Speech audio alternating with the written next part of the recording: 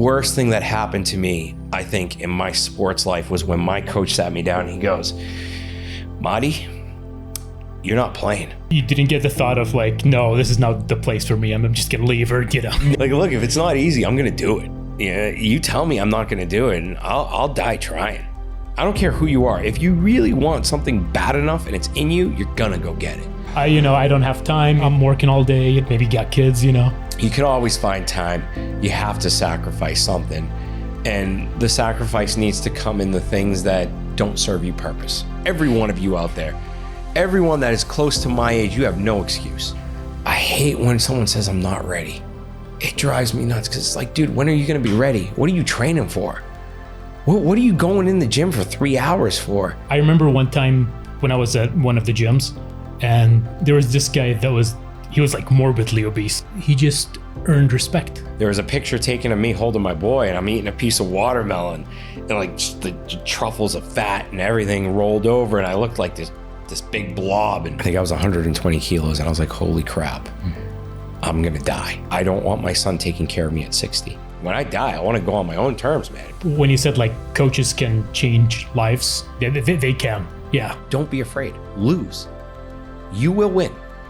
You will get to, if you look at my profile in Competition Corner, there are far more losses than there are wins. And there's nothing wrong with losing along the way. Because you know why? You gain respect for yourself. And it's the man in the mirror at the end of the night who's going to be the final judge.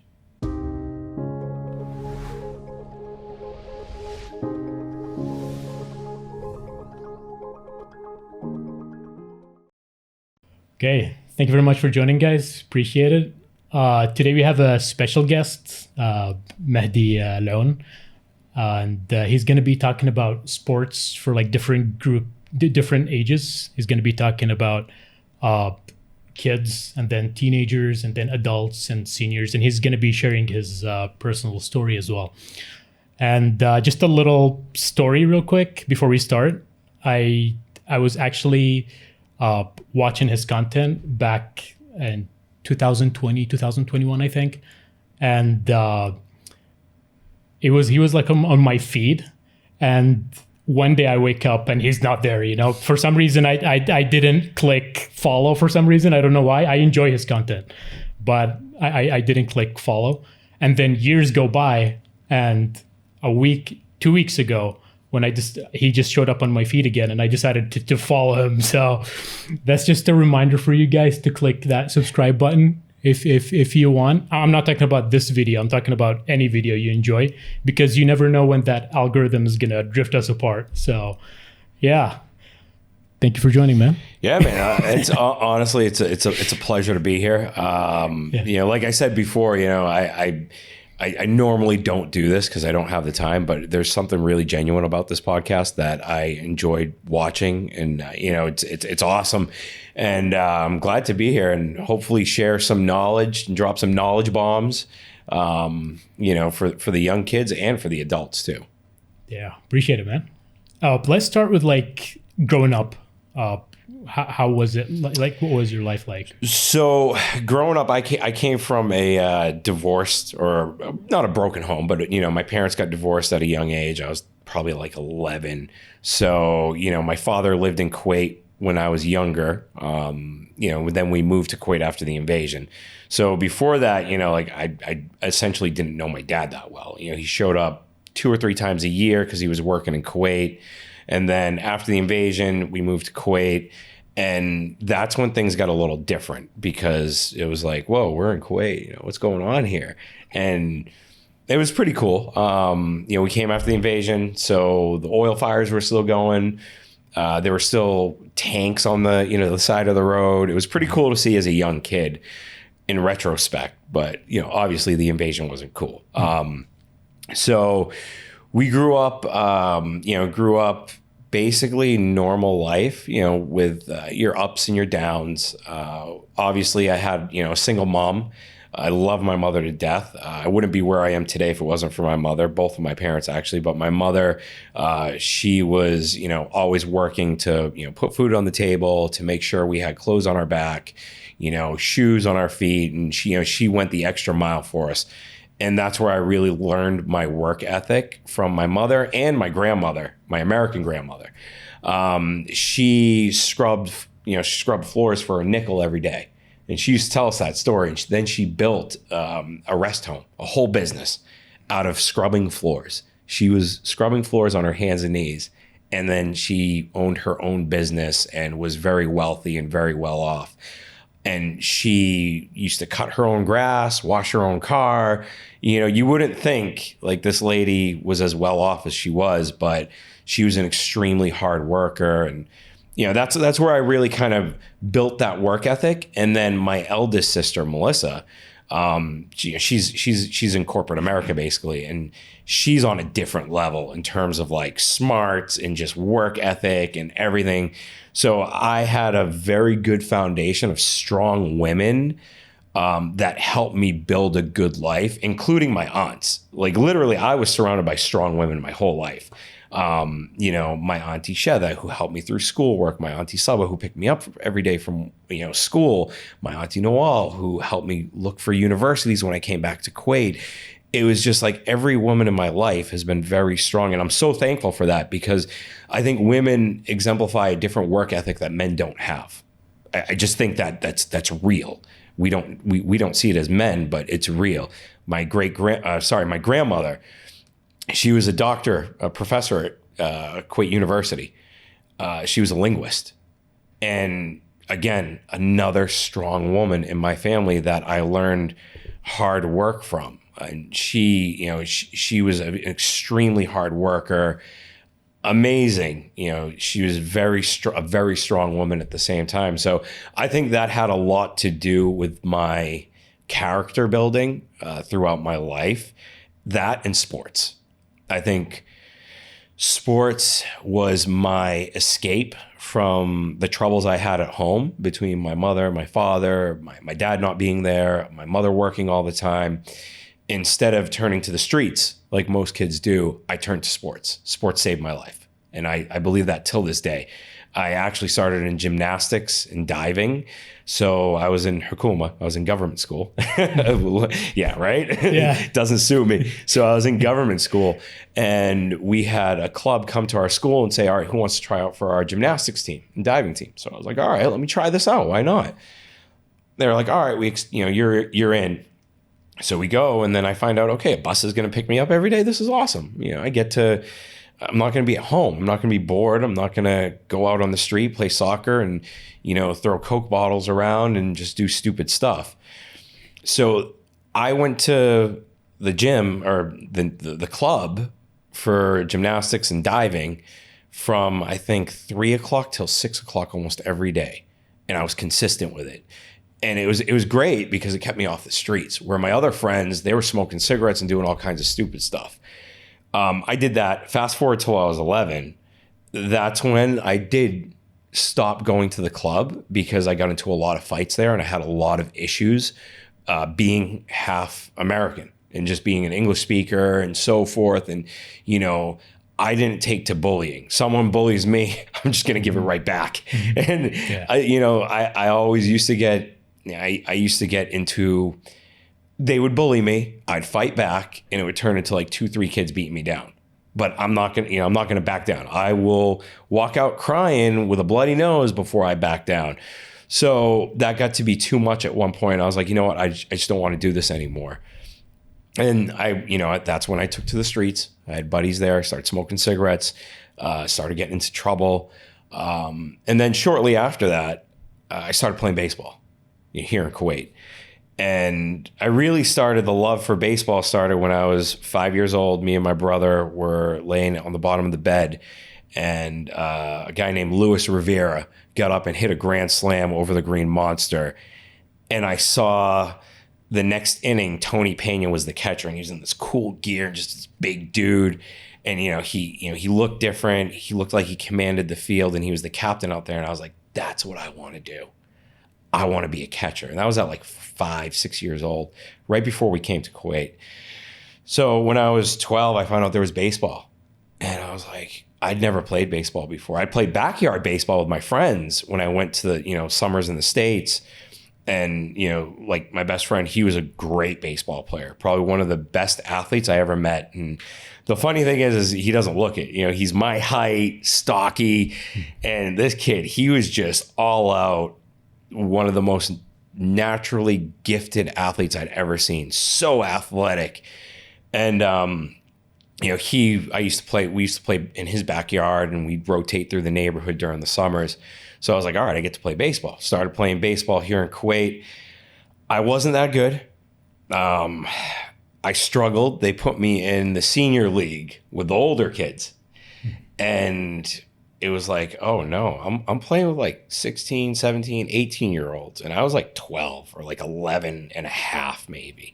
So it was a struggle the first year.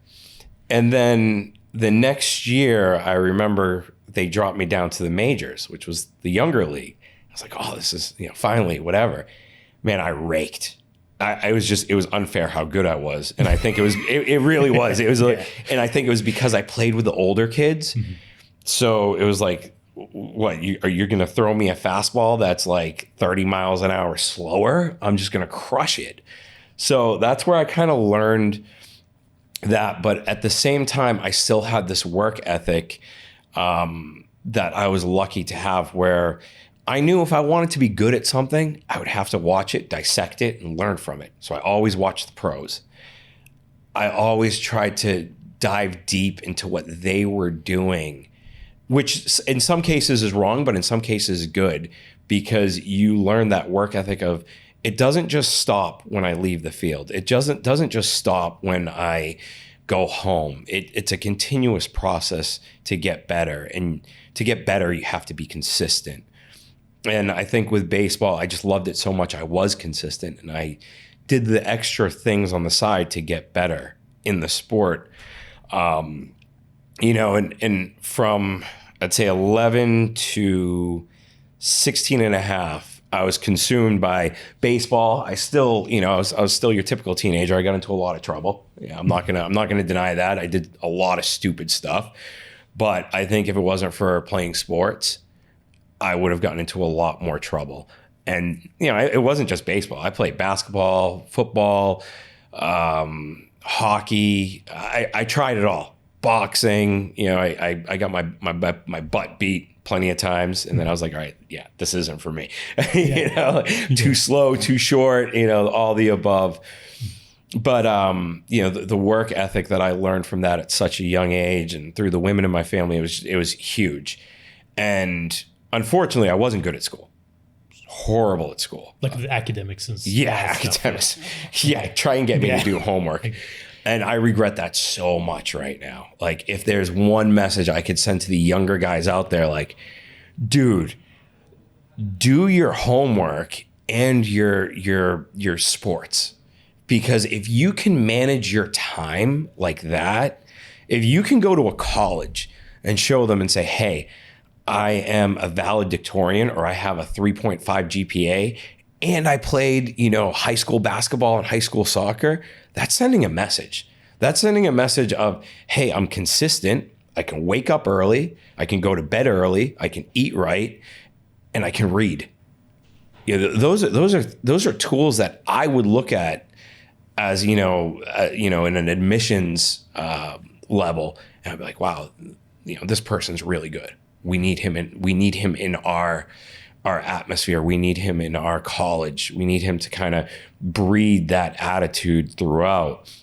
And it's funny, I saw a post on Instagram the other day, and you were talking about people not hitting the follow.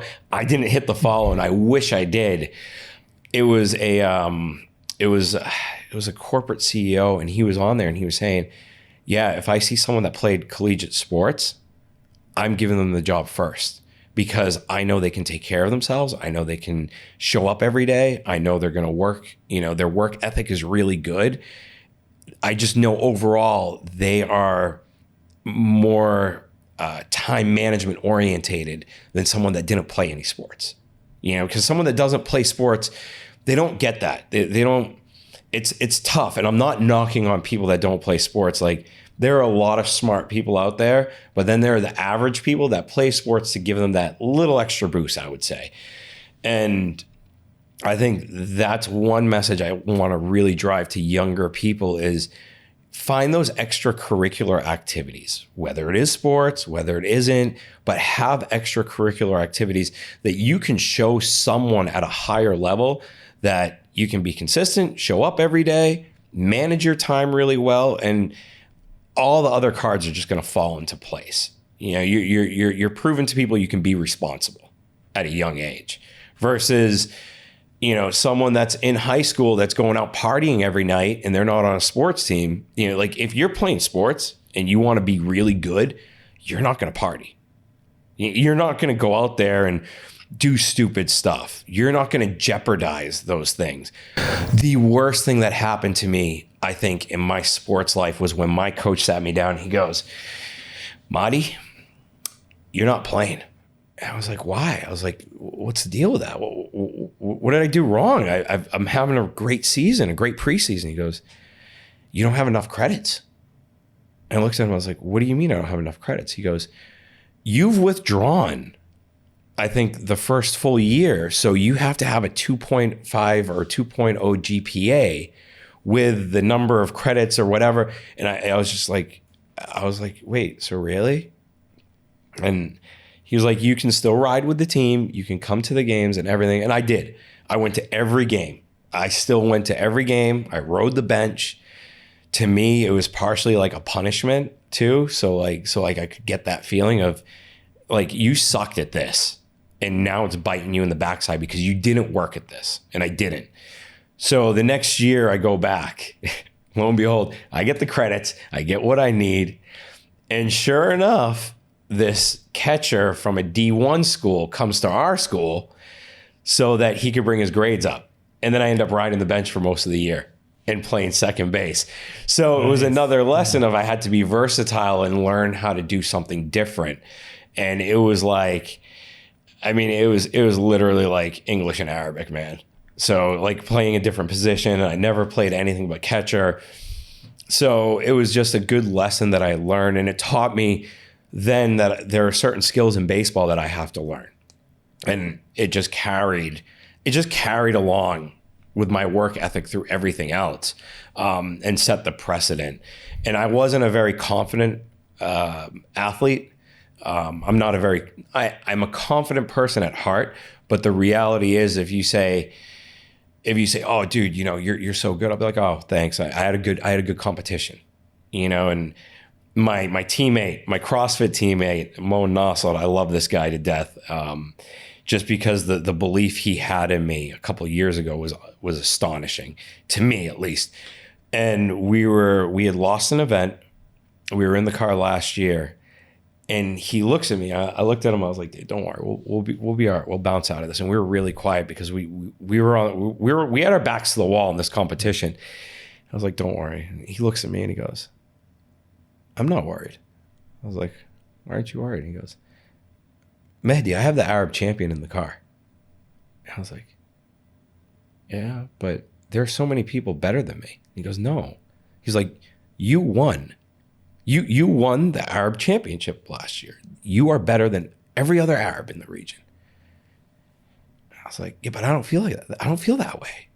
I always have something to prove. You know, like I always feel like that there's one thing that I have to prove. No matter what, there's someone out there that's better than me." And this goes back to my buddy Dave. He always said, "Dude, there's always someone out there bigger and better." And he's right. There is. No matter who you are, there's going to be someone out there bigger and better than you. So whenever I train and whenever I practice, I know there's someone better than me. But if I can work 2% harder than them, maybe, just maybe for a split second, I could be better than them. And that's the one thing that's always driven me in sports, in life, in college, whatever it was. I went to college and I coasted in high school.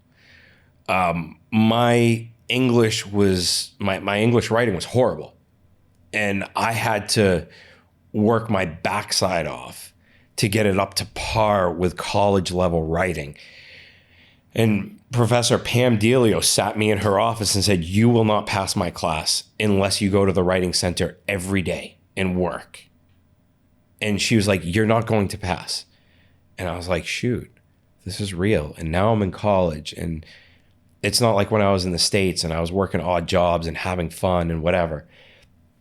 So I worked my ass off, got my college writing up to par, started doing very well. I met my wife, who's, she was in most of my classes.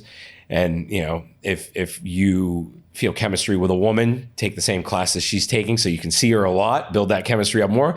And then when you guys graduate, you can ask her to marry you. So, and she was really smart. Like, she's a very brilliant woman. And, I used to follow her lead, and I went from a 2.0 student to a 3.2 student.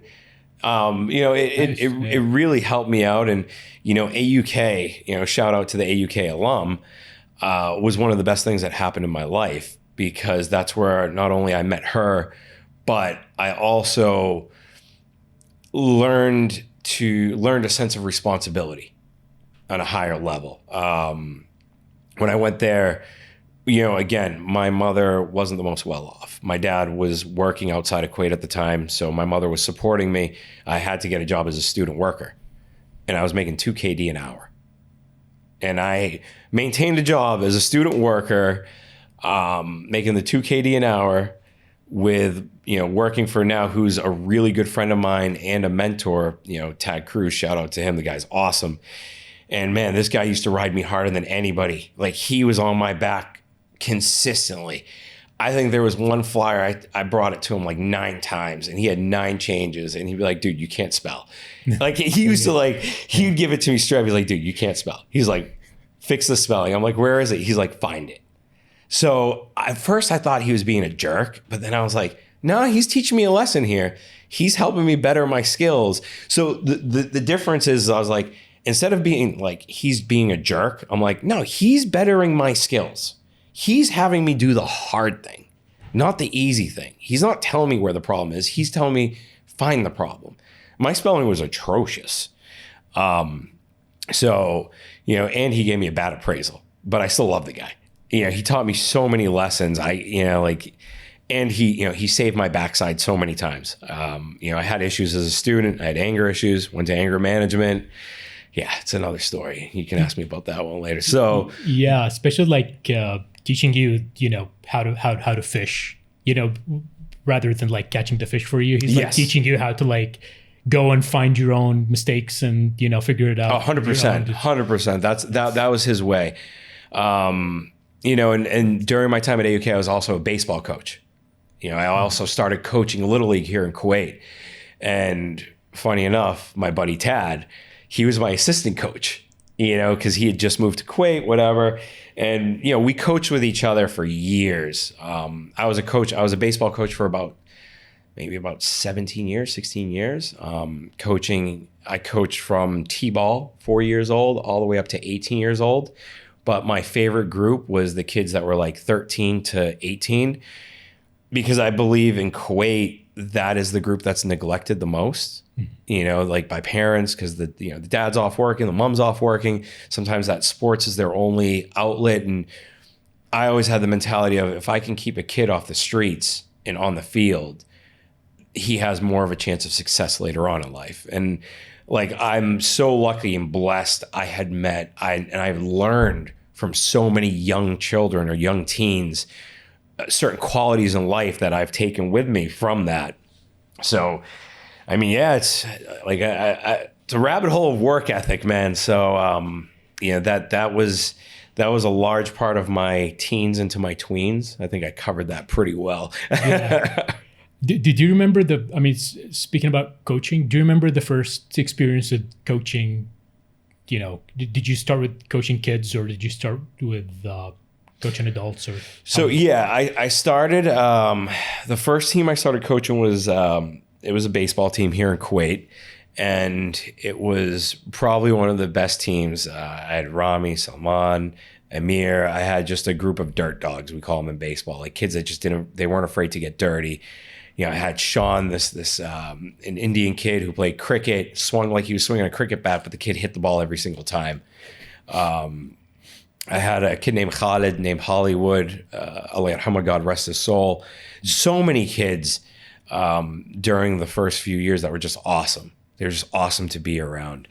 And, you know, like it was just such a good group and such a great experience. And there was so much growth for me as a 20-year-old that took place during that time that I couldn't emulate it anywhere else. And I think that growth of being a leader for most of those kids carried into my professional career at the same time. And it was just setting the example of, just work ethic too. Like I would always tell them, like when I played ball, I was the first one on the field and the last one off the field. It was just one of my things. I still went to the gym. I still worked hard. Even when I was coaching, that's when I was going to the gym. I was pretty big at that time. I was a big dude. I was going to the gym every day. I was, school, gym, coaching. Those were my three things. Didn't really have much of a social life. Didn't care for it much. Just because to me, it was a waste of time. There was no return on it. There was no, I had friends. I had a lot of friends, but when I got, you need to, for me, I need to stay busy. I want to stay productive. And that was me just being as productive as possible during that time. Did you make any mistakes coaching? Do you remember any big mistakes? Big, huge mistakes. Like huge. One of the worst ones, maybe. The worst ones was my temper. When I first went into it, I was, a hot-headed 20-something-year-old. And I argued calls with the umpire, and I made a fool of myself at times, just by throwing equipment on the field. Like I did some stuff that I look back and I'm like, that was stupid. Why would I do that? But it was maturity. I was a 20-year-old. I was a 22, 20, 23, 24-year-old. And I had already had anger issues and, stuff like that. And, I'd lost my brother. He passed away a few years before that. So, so I had a lot of anger issues built up.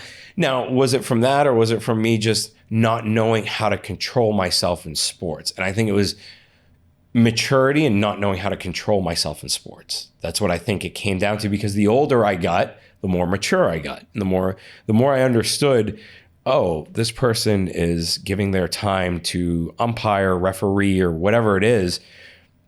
I can't yell at them for doing this for free. They didn't sign up for this. They're doing the best they can do. I'm being the jerk by yelling at them. They are literally doing the best job they can do. They're not being lazy about it. They just made a bad call. They missed something. It's not their fault. It's luck. Just like in sports when Maradona headbutted, the infamous headbutt with the hand. Mm-hmm. They missed it. It's luck. It's pure luck that they missed that call. Had they had gotten that call right, that would never exist. Cheating in sports has always existed. And they would have, maybe if instant replay was around, they would have caught it. So, I mean, my biggest thing was temper tantrums as a coach. I think it looked bad in front of the kids, but at the same time, I always told the kids that I'll always fight for you. I'll always argue a call. I will always do the right thing by you.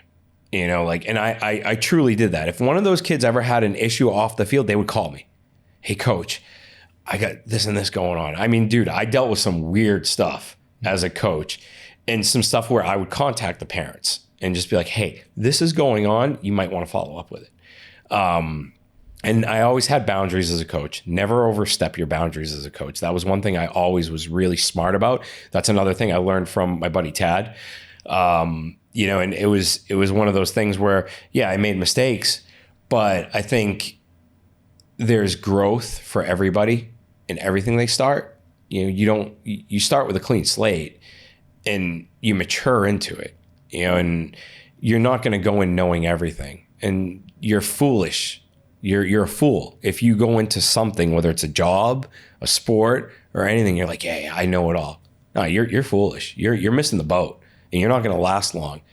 And you're just going to be that guy that gets to the certain level and then it just stops. And you're going to say, wow, what's wrong? What did I do wrong? And you were foolish thinking you knew everything, so you never learned anything. But if you can take your mistakes, even if it's 5 years from when you make them, And you're like, oh yeah, that's what I did wrong. Man, I wish I didn't do it like that. I'm going to do it a different way now. And, funny thing is too, when I was in college, I'm probably one of the only people you'll ever meet that graduated high school and college in the same year. What? Yes. That doesn't make it. Yeah, that doesn't make any sense. So yeah. I was not the best student, right? And I graduated on a leaving certificate, the British system. I didn't pass my IGCSEs, and I got accepted in the United States on a leaving certificate. To them, you graduated high school. They gave you, a thing that said you graduated. So I got accepted into Mass Bay, went to Mass Bay, went to AUK. I'm in my senior year. And this poor guy, the admissions guy, calls me in and he goes, we can't let you graduate. And I just get up out of my chair. I'm like, what? And I had some other words that I said. And he was like, yeah. And I'm like, what do you mean? You accept? And like this argument went on. And at the end, I just kind of looked at him. I was like, I was ready to kill this guy. And it wasn't even his fault. And he kept saying, it's not my fault, man. And so after that, I found out it's because I didn't graduate my IGs. And when they went back on the records, they had saw that I didn't get the equivalent grades to pass high school. And it wasn't just me. There were 200 other students that were in the same boat as me. So I remember it like it was yesterday. Everyone was like pulling their WASTA cards and they're like, yeah, I got connections in the parliament. I'm going to do this. I'm going to do that. I'm going to get my GED. I'm going to do this. I called up my mom and I said, this is the situation. I was like, I don't know what to do. I was like, what do I do? And she was the first one that said, look, if you get your IGs, if you get your high school degree, no one can take that away from you. No one can touch that. I graduate. And it dawned on me, and then I called my auntie Sheda, who she played huge role in my life as, a role model, and she took care of me when I was younger. She was, when my mom wasn't around, she was always around to kind of guide me when I was younger. She took me under her wing. And even her daughter, my cousin, who's like a sister to me, it was like I was always at their house, and she always worked with me on homework and whatever, and she'd tell me, don't forge your grades, and like my cousin was like always kind of like the goody two shoes of the family, but she kept us in line, which was cool. Like she probably kept me and my other cousins from dying most of the time. But I asked my aunt, I'm like, what should I do? And she said, take your exams. She's like, Mahdi, just do it. You got nothing to lose. You have to do it. And everyone said the same thing my mother said, is no one can take it away from you. So I decided, okay, I'm going to do my IGs.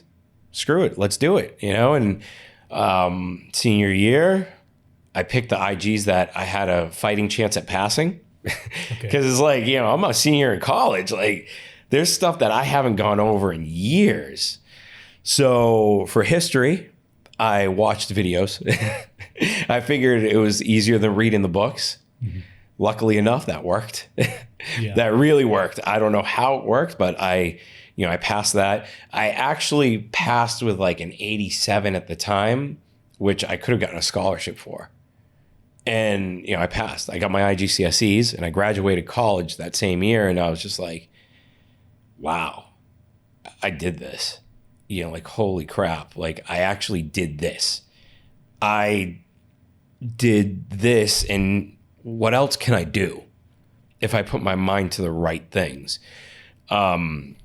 So it was really like after that where I was kind of like, all right, I know what to do now. I know. I kind of found the key to, make all the gears start working a little bit better. And, I was still coaching baseball throughout all of this too. Senior year, I think I took that year off, and the year after because I had gotten married too. So I graduated college. I got a job the first day after I graduated. So I finished class, I went to work because I wanted to get married. And I knew I need to buy a ring, I need to get an apartment, I need to do all this stuff. So I started working at Impact Echo BBDO. Best decision of my life. This place was like boot camp as a job. And again, just pounding in that work ethic. Their mission statement was the work, the work, the work. Literally, that's what it was. It was the work, the work, the work. And I was fortunate enough to work with Omar, Hadi, Hussein, people that really influenced me throughout my entire life. And just gaining a work ethic that I don't think any college graduate in Kuwait would get. You go to work your first day, you expect an easy day. I went in at 9, I left at 2 a.m. Yeah, they were doing a whole launch, and I was like, wait, so you want me to stay here till 2 a.m.? And I'm all right, sure, I'm in, man. Like, this is work. This is real life. You didn't get the thought of like, no, this is not the place for me. I'm just gonna leave or get out. And I just thought it was hard, and I'm like, all right, this is my cup of tea right here. Like if it ain't easy, like, look, if it's not easy, I'm gonna do it. You tell me I'm not gonna do it, and I'll die trying. Like that's just the reality of it. So I finished work at 2 a.m. They gave me an hour break. They were like, come back in a couple hours. I went and I had dinner with my wife, who was my fiance at the time. I think I had proposed by that time. And, it was cool. It was a great job. Worked there, and sort of started coaching again. And because I've always had a passion of influencing younger kids, because I feel like I had cards stacked against me when I was a lot younger. And I think that there are so many kids out there that have that, and they're just not given the opportunity to get that little extra they need in life to get forward. They fall between the cracks, and it's sad because I've seen it happen. And it's not because of parents, it's just because of the system. It's because of how society is in general. Right now, even in the fitness industry, I see everyone's selling something, but no one's giving anything. No one's giving anything back to the kids. I never got paid. As a coach, I never got paid. All right. It wasn't something I looked to get paid for. And now I see all of these programs popping up, and it's like, basketball for kids, 300 KD, or, equivalent of $1,000, this and that, and this, and this camp and this. And I'm just like, what happened to community service?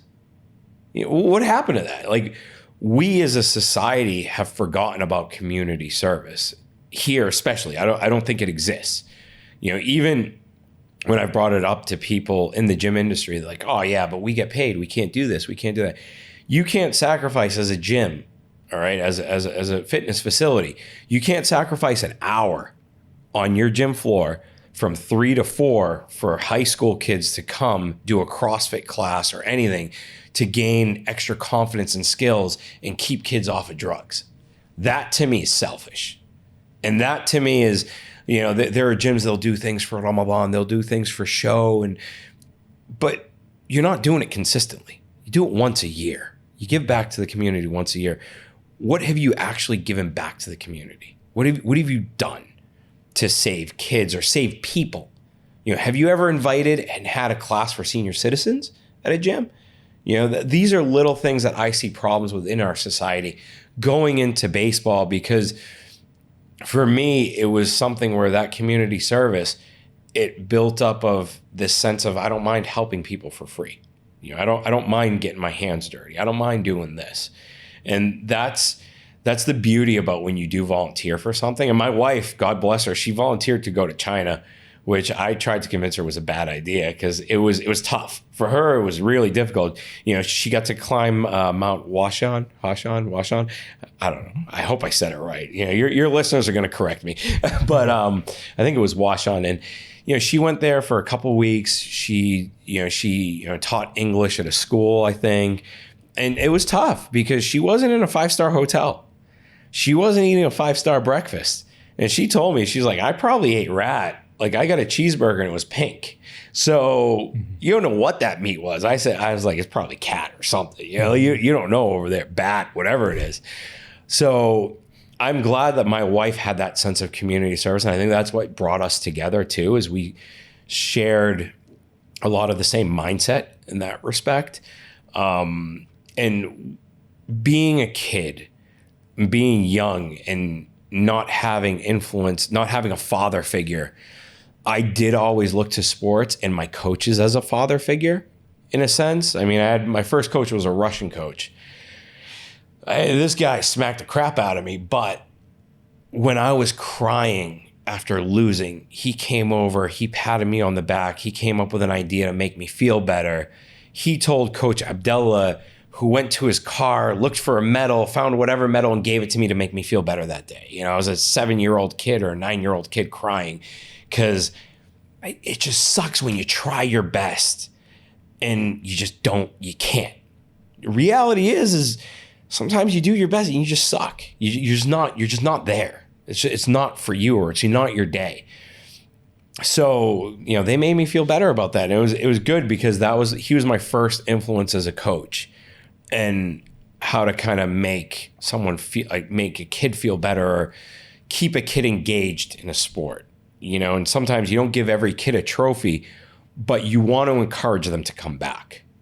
And I think that's why I never quit diving. I think I just quit because of the bullying. But even in baseball, I mean, I had Coach Dan, Greg, Tom, so many coaches that I remember that influenced me in some way. The ones that I remember their names, they really influenced me. Like, they really had an impact on the way I grew up. And growing up playing baseball here, when I played on the Kuwait national team and we went to Europe, like, I learned how to be a man.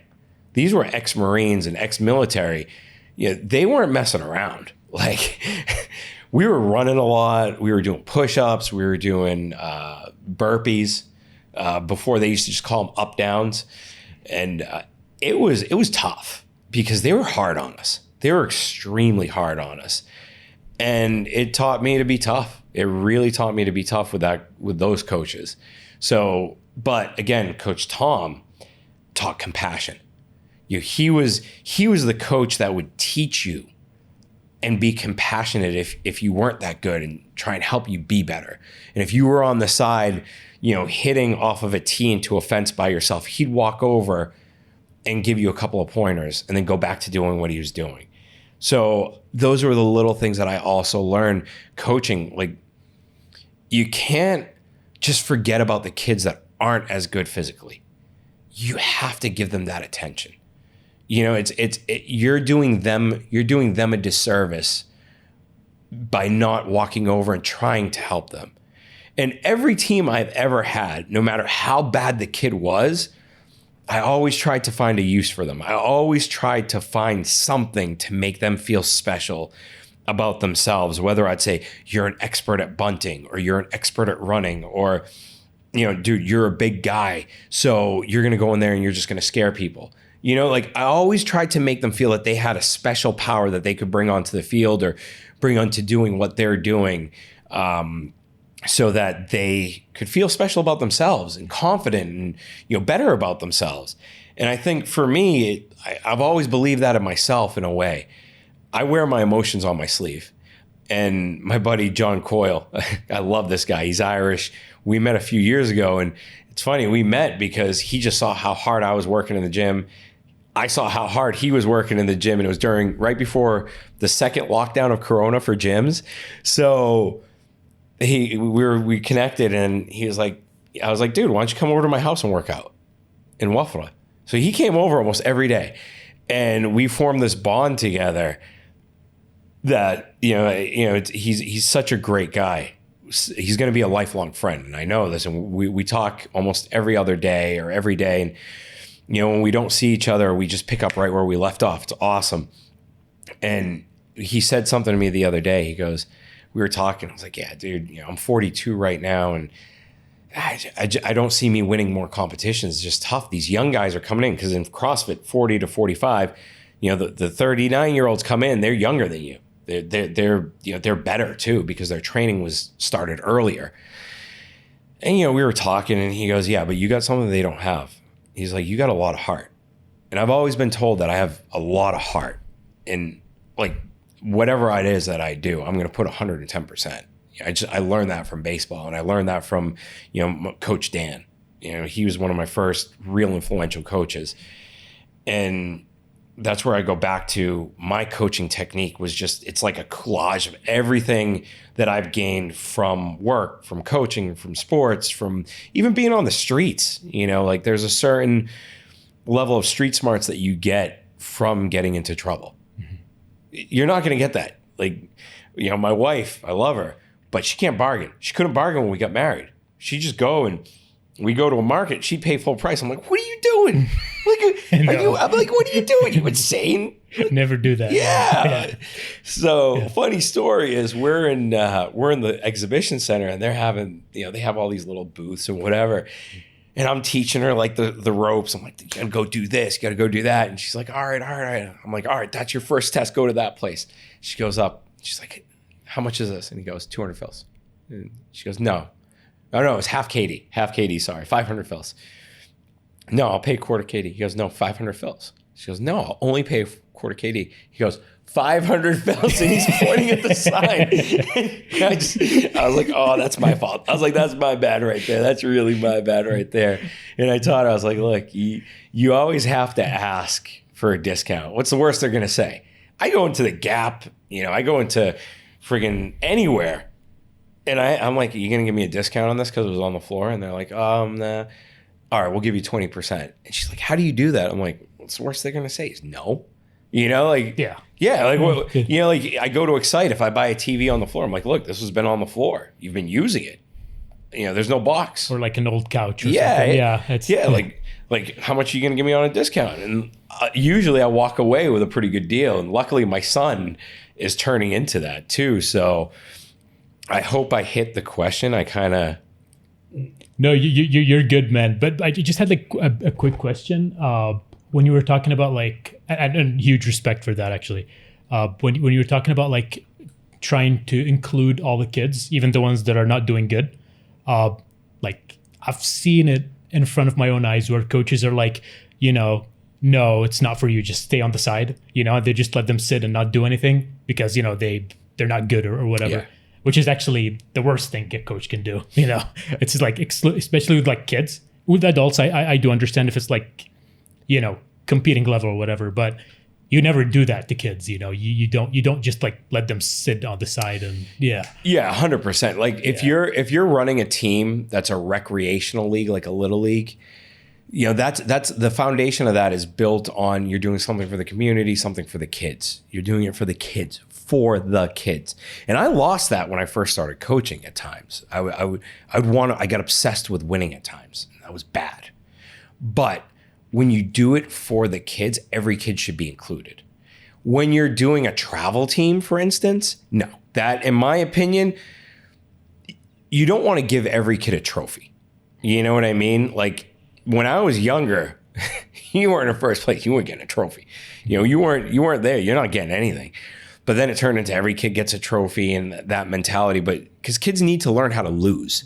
They need to learn how to suck. They need to learn how to stay on the bench. And like, you go to a travel team and they say you're an alternate. You're an alternate. Mm-hmm. My first baseball travel team, I was this close to being an alternate. I was smaller, fatter, slower, just not your ideal athlete at the time. And luckily I wasn't an alternate, and I proved myself that I could ride the bench and I could show value, to the team at some extent. And luckily a couple coaches saw something in me where they were like, we want him on the team. He can bring a different level of chemistry that we need. And, a lot of teams that I was on, I was named the captain. The second time I was on the Kuwait team, I was the captain. With Blake. Me and Blake were captains. And there were a lot of guys. I was probably like the 8th best on the team. But I think just because of my work ethic, how I talked to the guys, how I got along with them, how, again, the guys that were a little different, I included them. And I tried to make them feel included in all of the things. And it's not like because I wasn't included in things. I don't know where that came from when I was a kid. Like I always got into groups, but I always wanted to make sure if there was a kid over by himself and no one's talking to him, why is no one talking to him? Why is he by himself? Like I've always, luckily, I don't know where my compassion has come from and my empathy. Maybe it's because of my, my childhood and just some of the stuff that I'd seen growing up, or what triggered me as a child to be empathetic and compassionate at times. I have no idea where it came from. But I'm thankful for it and grateful for it because there have been times where I can put myself in other people's shoes and I can help them or try to do my best, especially with younger people. Because like my son, I love him to death. My boy is my best friend right now. And he's my world. Yeah. And shout out to DJ. Like, yeah, we love you. Yeah. We all love you. Yeah. DJ's turning out to be the man. And he's like a carbon copy of me, which is good and bad because he does pick up some of my bad habits. But I'm just like, I'm so lucky and blessed that he has a little bit of that compassion, that empathy also. And he exercises that and he's learning, he's still young, but he's learning and he's, I'm so grateful for having my son and I'm able to put myself in his shoes at times, but I'm still a dad and I still try to be that father figure and, come on, we got to push harder. We got to do this. I'm not as hard on him as I thought I would be, luckily. And then, again, my wife gets me to taper back too. So she keeps me in line, but, I just try to take what I learned from coaching, and just being around other kids and sports. And I try to put that in with my boy, because there's a camaraderie going back to sports and younger people. If you're young, you're in your teens or you're in your tweens, man, play sports. There's no camaraderie better than sports. You will never find friends as good as you will find in a sport. Like there's something about dying together and like in a game or winning together or just whatever it is. There's something there that can't be emulated anywhere else. You can't. You just can't find it. So that camaraderie is just built from sports, and I know how that feels, and I try to practice that with my son. I practice roughhousing with him. Just the things that I used to do to mess around with my buddies to create that bond. And luckily, like, thank God, we have a pretty good bond, me and him, and it's awesome. I love it. It's one thing that I won't give up is being as present as a father as I can be right now. So, and again, it goes back to sports, man. Like all that and, teaching. Look, I've coached some kids on my teams through some really difficult, weird issues. And I'm lucky because that's experience. That's experience I would have never gotten. And the athletes or the players that were on my team, they got some good advice. You get good advice from your coaches at times. There are certain issues you can't talk about with your parents. You're just not going to go talk to your parents about it. Who you're going to talk to. And sometimes you don't want to talk to your friends because you're embarrassed. Sometimes you go and you talk to your coach because your coach isn't going to pass judgment. Because as a coach, I always said, look, man, I'm never going to judge you. That's not my job. My job is to equip you to play the game as best as you can, mentally and physically. That's it. And I'm not going to judge any other aspect. And if you ever need to talk to me and it's going to make you a better ball player, then you can talk. You can feel free to reach out at any time. And, I've, like I said, dealt with some weird issues on and off the field with parents, without parents. I've had ex-athletes call me from the States, 10 years later, say, hey, I got this issue going on. Do you have any advice for me? I'm like, I give them whatever advice I can. I've had ex-players that have fallen in some really dark times in university, and they've called me and they've reached out. Just because it's 6, 7, 8 years later, I'm not going to turn my back on you. There's that bond that we had as a coach and a player that, it's always going to be there. If I coached you and you reach out to me, I will always be there to help you out. Like it's just that way. You played a game as hard as you could with me as your coach, guiding you and trying to win not only for the team, but for me too. So I owe you that. That's something that's built on the field.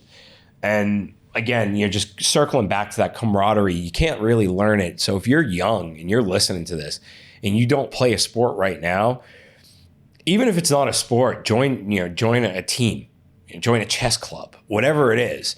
But you're going to build a camaraderie that you're not going to get at work. It doesn't happen at work, in my opinion. I think when you get out of college, it's just different. And being in college and studying together, yeah, that's one thing, but you're not a team. You're not striving for the same exact goal to win. I hope that circled around and hit your question. Yeah, exactly. Yeah, actually, yeah, and huge respect actually when you said like coaches can change lives. Yeah, they can. Yeah, they can. I like I've met a lot of good coaches before, and they just like listen to you and try to understand your problems and stuff, and they can change a lot of lives, especially with like some of the neglected kids out there, and they're just lost. So they might see you as a father figure, come to you for advice or something. So it's a huge responsibility. Actually, 100%. And look, dude. Sorry, I say dude a lot. No, yeah. Actually, at work, it's funny they call me dude because I say dude. Yeah. But my dad was never really present. He was always working, whatever it was, but he wasn't a present father for the most part of my younger life. And I always searched for a father figure. And again, I found my father figures through sports. And it was one of those things where it was there. That was how I found a dad during that time. That was how I found that advice that I needed. That was, how I got through breaking up with girlfriends or whatever it was. There was a father figure or someone that emulated a father figure in my life. For most of the time, my late brother, God rest his soul, he took care of me. He literally made sure that I didn't get into trouble. He would back me up in fights. If someone picked on me, he'd fight 5 people. And he's done it. He did it. Like I was getting picked on real bad once by older kids, and there were about 4 of them. No joke. My brother was like, "What are you doing?" And he was like, "Oh no, we're just messing." He's like, "Stop messing with them like that." And they're like, "Well, we're just messing." He's like, "Dude, I said stop messing." He's like, "Oh, what are you gonna do?" And my brother just cold clocked him right in the face and just started going ham. And yeah, me and him, we ended up underneath the picnic table trying, to avoid the kicking circle. But he didn't have to do that, and he always took care of me. We shared a room for 21 years of my life. We were in the same room, we shared a bedroom, then we shared an apartment together. Granted, we had our fights like brothers do, but that time and the lessons I learned from him also, especially about family. Like he always drove in, he's like, family first, family first, family first. It's always about family. Blood is thicker than water. And he was always the first one to step up for family, whether it was me, my cousin, or whoever it was. He was always the first in line to do whatever had to be done to protect the family. And that's one thing that I really learned from him. And, I'll always take to the grave that, family first and protect the family, sacrifice yourself for the family. And he always did that, which was amazing. So like those little things, like you as an athlete, if you don't get it at home, you have to get it from the right places. And that's where you can get it from sports. That's where you can learn those little things from sports. And as a parent, you want your kid participating in sports so they can learn work ethic. They can learn how to, work hard every day. Again, back to DJ, my son. He was playing basketball. He was in love with it. He loved it. I never push him hard towards a sport, because I don't want him to hate it. And I've seen other people where their parents push them so hard they hate it. So basketball, it wasn't really his thing. And then NBA school here in Kuwait stopped. So he didn't really have that. He didn't have that good atmosphere. He played for school. He had a tough time this year playing in school. And all I just kept telling him is, buddy, you did great. You just need to get better. You just need to do something a little bit better. Like it will come to you. You're a late bloomer. You're like me. I was a late bloomer. And now in CrossFit, I got him doing CrossFit with me. We just did a father and son competition. Yeah, I saw that. Yeah. Yeah, man. Oh, dude. Yeah. that feeling, there's no better feeling than letting your kid do the last 10 jump ropes, running ahead of him so he can run across that line to finish the workout. Oh, man, that feeling will just never go away.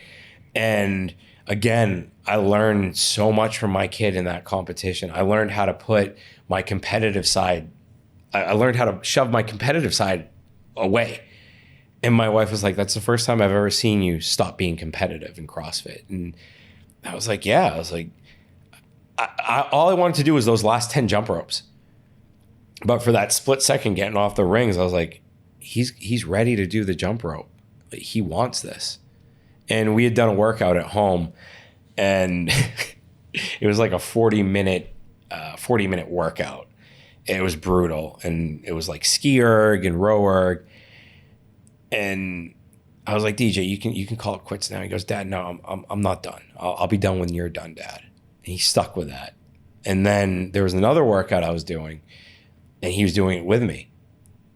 And it was like push-ups and then ring rows. So we're finishing the push-ups together. And I'm getting up to get to the ring. And he goes, no, Dad, I got the rings first. Get out of my way.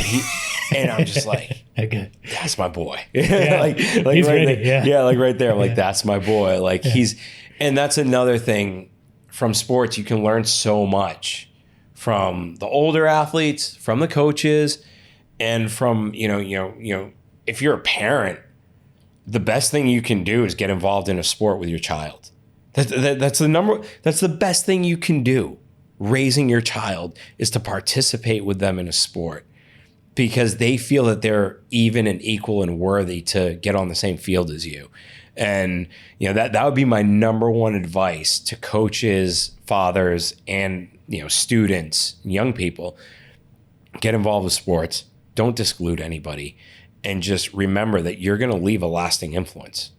However small it's going to be, you're going to leave some type of an influence on that person, and they might carry that with them for the rest of their lives, and it might help them. Yeah, it's just beautiful, man. Yeah, it's actually amazing what you just said. I want to touch on like 3 different groups right now. We were talking about kids and teens, adults, and seniors. Let's start with the kids, especially the ones that their parents are strict or whatever. They can't go to a gym, or they're just stuck at home, or they can't convince their parents. What good advice do you give them? Those that are I mean, to those kids, and I've had them on my teams before, where they were such good players and they weren't doing good in school, and their parents wouldn't let them come. They were just that strict. Yeah. And to those kids, I'm just like, do what you got to do. You can't go against your parents. But if your parents set a goal or a parameter that you have to follow, and they say, all right, just be like, okay, what do I have? Try and play it whereas, what do I have to do this? Mom, Dad, what can I do so I can start going to the gym? What if I wake up before school, and instead of watching TV or instead of sleeping in late, I'll wake up an hour early and I'll do an hour of reading, and then I'll do my homework after school. Can I go to the gym for an hour? Try and bait them into it. You're not tricking them, but they're essentially saying, oh, you can't go to the gym because of your schoolwork. All right, so I'm doing this. I'm going to do better at my schoolwork. I can wake up early. I can do homework early or whatever, or reading, and then I'll do my homework. I'll do a little bit of studying for another hour. I just want 1 hour at the gym. I want 45 minutes. Let me do a class for 45 minutes. And it's funny, there's Solid Performance, Nasser Rouaye, the biggest freak of nature, and I mean that in the greatest way. He's an athlete we will never see in Kuwait again as a CrossFitter. And he's not just because of his size, just because of the way he moves, and his technical capabilities and just his thought process and mind. He is probably one of the greatest athletes I've seen in Kuwait. And I'm talking athletes from CrossFit and just overall athletic perspective. So he has a gym, Solid Performance, and he has a lot of kids there, a lot of young guys, like a lot of 13-year-olds that are building this self-confidence. And, someone will say, oh, I didn't do good in school, I can't come to the gym. And one of them was talking to me. He's like, yeah, my parents, they're just not letting me come to the gym because of my grades. And yeah, that's why you haven't seen me. And I'm like, dude, get better grades. I was like, just study more. Like, I'm studying more. I'm doing this. I'm like, get tutoring. And just tell your parents, just be like, all right, what do I have to do? How much more studying do you want from me for me to take 45 minutes and go to the gym? And he was like, oh, all right. And then, I guess he brought up his grades because I started seeing him more consistently there. And like, there are a lot of young kids that are there, and what parents don't know and what kids don't know is CrossFit actually builds a lot more confidence than everything else, in my opinion, just because you're doing everything, and it teaches you dedication, and it teaches you how to persevere. It teaches you how to push beyond your limits and get uncomfortable. So the number one piece of advice I can give kids, especially is find a way. Like your parents say because of school, okay, fine. If they say because of the atmosphere, say, okay, what gym can I go to? Be like, I'll find a gym with kids classes or with teens. What can I participate in? What sport is okay by you? How many hours do I have a week to do extracurricular activities? Instead of watching TV or playing PlayStation or being on your iPad or any of the above, like, sacrifice that time. That sacrifice is so important, and I'm so glad and thankful. My son, DJ, at 10 years old, he was like, Dad, I want to do CrossFit every day. And I'm like, buddy, that's expensive, man. How's 3 times a week? And it is expensive. The bill adds up. But I know what that's doing for that kid right now. And he was in solid with the kids' classes. Unfortunately, the kids' classes got to be a little bit younger than him. So the older kids were dropping out, the ones that were 10 and 9. So that camaraderie that he had with someone was kind of gone. And I feel that he didn't want to do the workouts they were doing. So now I have him with a personal coach, a private coach. She's amazing with him. She's teaching him the fundamentals. And he sacrifices his TV time, his PlayStation time, his whatever time for CrossFit. And when he was in solid, the first few times he went in there, he was so timid to say hi to the older guys. He's like shy and whatever. And then like just me taking him in there and having him around that atmosphere and the older guys and everything. Hey, DJ, what's up? Yo, dap it. Hey, Shonik, how's it going? Wow, you're strong. I started seeing him walk in there. Hey, what's up? Yo, what's going on? And he's giving daps, and he's confident, and he's got this confidence with him. And I'm like, holy crap. I'm like, wow. All right. Okay. So I'm doing something right. like I'm doing something. So to the kids, pitch it to your parents. Pitch that to your parents. Pitch the confidence angle. Pitch the angle of you'll stop doing PlayStation, whatever, and just drive that home to them where you'll make a sacrifice if you can get 45 minutes.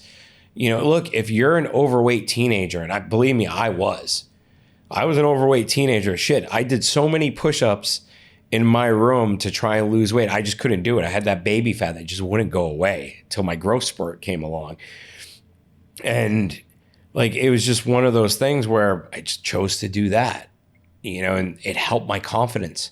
It helped me be more confident when I walked out. Even though I wasn't comfortable in my skin, I was comfortable as a person because I knew I was stronger, I was faster, and I could deal with a hell of a lot more than the average person. So remember that. If you're stuck at home and you want to work out, find a way. I didn't have YouTube. I had muscle mags. Like, I was lucky I had that. I didn't have, when I was a kid growing up, I didn't have anything. I had a cheap bench press set. My grandmother in America bought me when I was like 7 years old. And this was the first workout equipment I had. It was the old school, the crappy like plastic weights with the cement inside. And I remember like that was the first weight set I had. And I was like 7 years old and doing bicep curls and bench press and whatever. And then when I was in college and I moved to America, my sister, God bless her, bought me a bench set from Sears so that I could have it in my room because I couldn't afford a gym. I couldn't afford to go to Boston Sports or Gold's Gym or any. I just couldn't afford it. So she got me a bench set, and it sat in my room. I used it every now and then. I should have used it more in retrospect, but I chose to do that, and I didn't have resources. I knew what bench was. I knew what bicep curls were. I think I did some, bent over rows, and then I got more muscle mags and I learned new workouts. And then when I couldn't afford a gym after that, when I moved out, I was on the corner of my bed using that as a bench. and, doing, tricep pullovers and bench press and renegade rows and whatever I could do. So don't use things as an excuse. Those are crutches to me. It's a crutch. It's an excuse. If you want something bad enough, you're going to go get it. I don't care who you are. If you really want something bad enough and it's in you, you're going to go get it. If you want to sit there and use excuses for the rest of your life, the wheels are just going to be turning in the mud and you're not going to move. That's reality. So convince your parents, sacrifice something, give something up, and go do it. Perfect. And what about adults? The ones, like normal, everyday job, 9 to 5 if you're in the US, and it's like, I don't have time, I'm working all day, got kids, All right. So I'm not going to swear. God knows I want to swear right now, but adults are the most full of crap people I've ever seen in my life. Okay. Every one of you out there, everyone that is close to my age, you have no excuse. All right.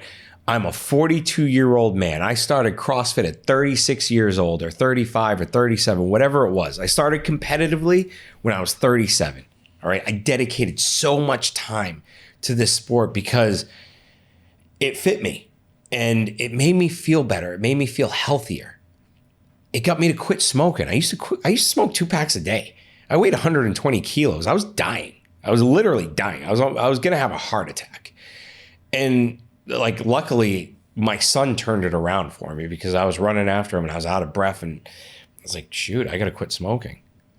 And then there was a picture taken of me holding my boy and I'm eating a piece of watermelon and the truffles of fat and everything rolled over and I looked like this big blob. And my wife took a picture of me and I looked at her and go, am I really that size? And she goes, yeah. I'm really that big? And she goes, yeah. And it was the first time I really stepped on a scale. I think I was 120 kilos and I was like, holy crap, I'm going to die. Literally, it was just like, I don't want my son taking care of me at 60. That's not what I want for him or for myself. When I die, I want to go on my own terms, man. That's it. So I went into my first CrossFit class. Okay. I actually started with JTS&x. I started with a program that I found online. Yeah, I know that guy. Yeah, Jeff Cavaliere. He's awesome, dude. Jeff Cavaliere, JTS&x. It's so simple. He has at-home programs. There's no excuse right now. And he gives so much free content. So I did JTS&x. I did the whole program. I dropped 30 kilos. I went from 120 to 90 or 92 to be fair. And then after that, I was doing a lot of the gym stuff. Didn't really know what I was doing. Just kept following his programs. Then I went to a gym and I did a coach with Dan. And I'm going to show him this clip because he's the worst coach ever. And he's the nicest guy. And he is a great coach. And he did my first private trainings, but I went into a hero WOD in CrossFit, as they call it. It was something with a ton of pull-ups and running. And they were doing it in teams I'll do it by myself. Me being yeah, I got this. And he goes, you're going to do all this by yourself. Yeah, sure. Why not? I didn't finish the workout. He's like, you still want to do this? I'm like, yeah, dude, I love this. I fell in love with it because you get that, you work so hard, you get that adrenaline rush, you get those endorphins that kick in and it just feels so good. And I was like, yeah, I want to do more of this. So I started doing classes, 45 minutes. I used to work a full-time job. There's no excuse. They had classes at 6 o'clock at night. I got out of work. In the States, they have classes at 5 a.m. People here, they don't want to do it. If you care, health is so big right now. And all the science is proving that muscle mass saves your life, not walking.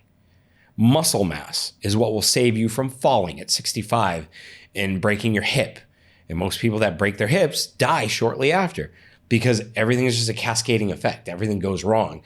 So to the adults, it's you can find time.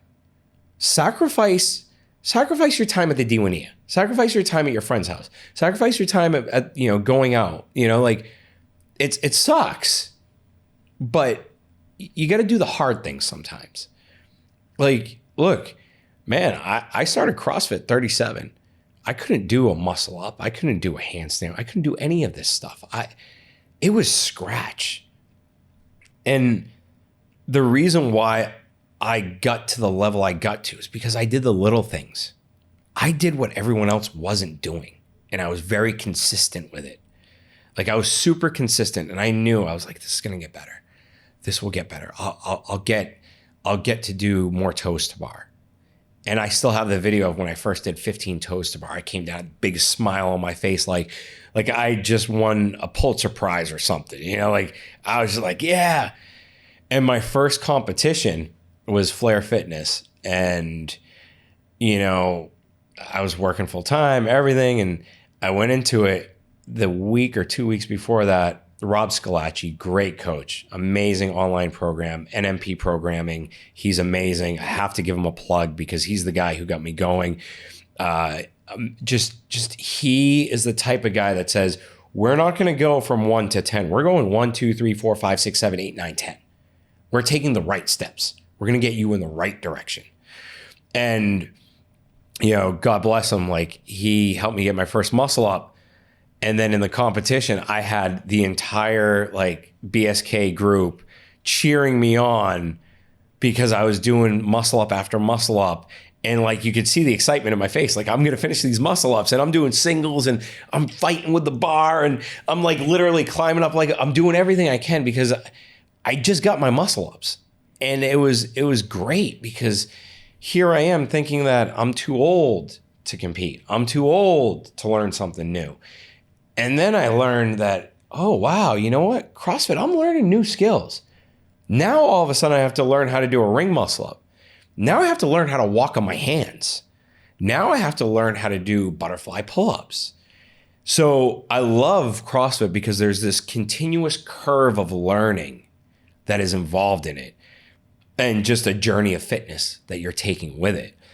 So fast forward to when I became more competitive.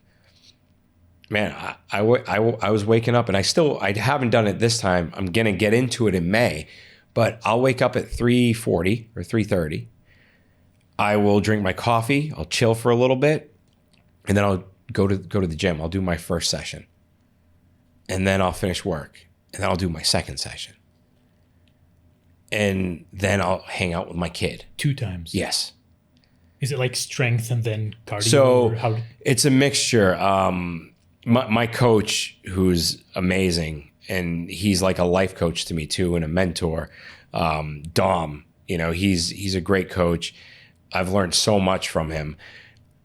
You know, he mixes it up all the time. So sometimes in the morning it will be gymnastic skills. And this is why I get good at skills. And this is me giving out some of my secrets right now, which I hate doing, because I do the little things. I'll do the things no one else does that they think is stupid.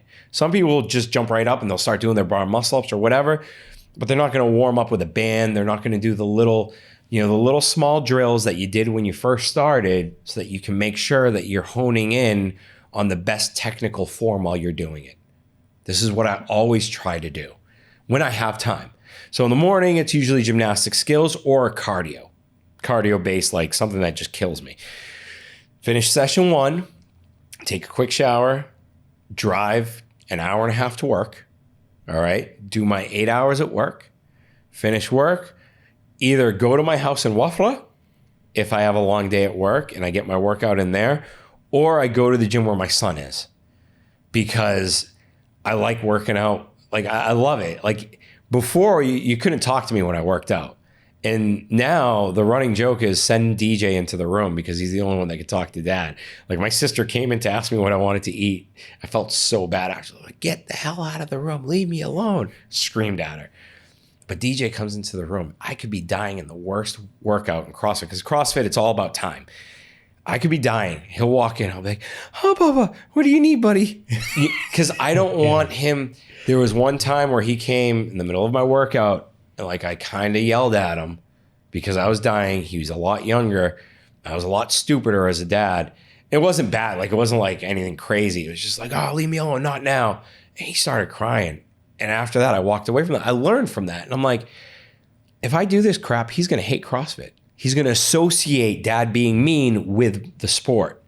So I stopped doing that. And now like I'll go to the gym, and yesterday yesterday, day before yesterday. I'm doing a crazy tough workout or whatever I was doing, and he's doing his thing with his coach, and he'll look at me. He'll take a glance and see if I'm looking, and I know it. I know he's going to ask, or he's going to wonder if Dad was watching me do the workout, and I do. I keep my eye on him because I want to tell him, hey, dude, your deadlifts looked awesome. Hey, buddy, your jump looked great. Your jump rope looked really good, because I know that matters to him, and it's one of those things where now I'm finding time to still hammer out my workout and be a dad. It's like, I'm happy with this, and look, something's got to give. I have almost no social life, like I go out from time to time, very rarely, but majority of my time is spent in the gym with my son, with my wife, with my family, as much as I can. My extended family, they're probably all mad at me because the last year or so, I've had to do a lot of traveling for work and a lot of things for work, and work's been crazy hectic with the working out and everything. I haven't seen them as much as I used to. And I feel guilty about that. I really do. But in life, some things are always going to give. You can't have it all. You just can't. And you can balance it as best as you can. And when you prioritize, it's so difficult. Like, I talk to my mother every morning on my way to work. I make it a point, 6:30, I'm calling and waking her up because I can't see her that day. The least I can do is give her a phone call and let her know that I care about her, that, I'm her son, I'm here for her, like, I need her advice. I need to listen to her talk. She's going to tell me all about the conspiracy theories, whatever it is with Trump, the news, CNN, and this and that, which is awesome because she's my mother and she does have value in my life. And, it's one of those things where I always make it a point that I have to talk to her on my way to work. It's just something that I have to do. And it's not because I feel like it's compulsory or any of that. No, it's something I want to do. It's something that I like engaging in those conversations. Even if she yells at me for something, I go back later on, maybe 3 days later, I'm like, maybe she was right. It's one of those things. So something's got to give. And unfortunately, I can't go see her every day, but I try to make more of a point to go see her after work, even if it's for 5 minutes. These little things make a difference. So when someone says they don't have time to work out, dude, I'm sorry, you're full of it. You're absolutely full of it.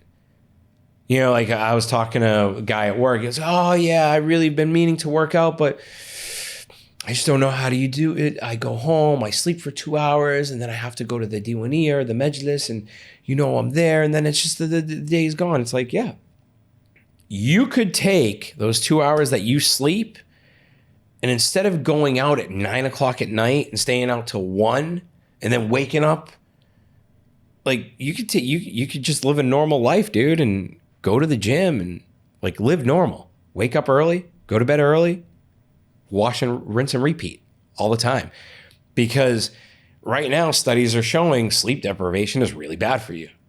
Well, who would have known? The one thing you can't live without is sleep.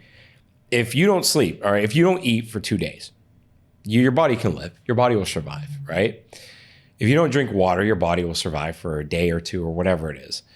But if you don't sleep for a day, what happens to you?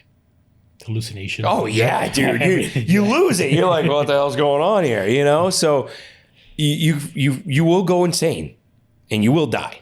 If you sleep deprivation is a real thing. And it's like, I keep telling people, like, dude, they're like, oh, how do you do it? I'm like, I go to bed early. I wake up early. I'm used to it. Right now it's been busy for me this month. I'm still training. I find the time. I've been competing. I just competed in High Rocks. Then I competed in a marathon yesterday. Thought I could win. I got served by a bunch of young kids and some actual runners that showed up. And like, now I'm like, okay, I'm gonna take a couple days off. I've earned it. I've ran 18 or 20 kilometers this week. I've ran a marathon. I'm good. I need time off. But when I come back, my goal, I have a competition in June. So my goal is May. I have to figure out how I'm going to do all of my workouts, figure my nutrition in, my mental game, my recovery. I have to plan it. It's time management. Yeah, I have to physically sit down and plan all of this and just have it mapped out and have the support system. I'm so lucky. My wife is very supportive. My family is extremely supportive. So I'm like my mother, she cooked 4 weeks worth of meals for me right now. So I don't have to worry about my nutrition. I just have to worry about the macros because she doesn't believe in not using butter. Yeah. So I kind of have to, like, she makes great meatballs. I can't sit down and pound 12 of them like I did the other night. Like I ate 12 meatballs. And in my head, I'm like, I didn't have the pasta. But you still had like 5,000 calories probably. You know what I mean? It's one of those things, but you can always find time. You have to sacrifice something. And the sacrifice needs to come in the things that don't serve you purpose. It's the best advice I can give to any working adult is you can find time. Even if you just started a job, even if you're new in your career, you're in your 20s, you can survive. All right. You can definitely survive. Instead of going to party, go to the gym. Go to bed early. Do the morning shift. Go if like I work in a different country. Literally, I work in a different country. So I have to drive an hour and a half to 2 hours. I don't have the luxury of waking up at 6, going to the gym at 7, going to work by 9. I don't have a 9 to 5. That would be beautiful. I would love that because I could wake up at 5 a.m., work out, do my whole workout till 8 a.m., go to work, be at work at 9, and I'm done. But I don't have that luxury, and I have to figure ways around it, maneuver ways. People that work a normal 9 to 5, you got the time. You have no excuse. Zero. And what about the older ones, like the seniors, and that feel that the train already left them, or they're too late? Now, what would you say? Oh man, that's a beautiful question because literally there are some older people. There was this one guy when I was coaching at Platinum. He was about 61, I think. Oh wow! Came in his first CrossFit class. And me knowing like how to train people, I was like, all right, he's 61. I have to be careful with him. Like the goal here is to get him moving well. And that's the thing. If you're an older adult, if you're, in your golden years, like this is the time where you want to learn how to move really well. You want to learn balance. You want to go through these things, build a little bit of muscle mass, there's nothing wrong with trying to build muscle at the age of 60. Right now, I see 60-year-olds, 70-year-olds, 80-year-olds. I saw an 80-year-old woman deadlift like 120 kilos. That to me is more impressive than a 20-year-old deadlifting 300. I'm more impressed with older people accomplishing these feats than younger people. It's expected. You're young, it's expected of you.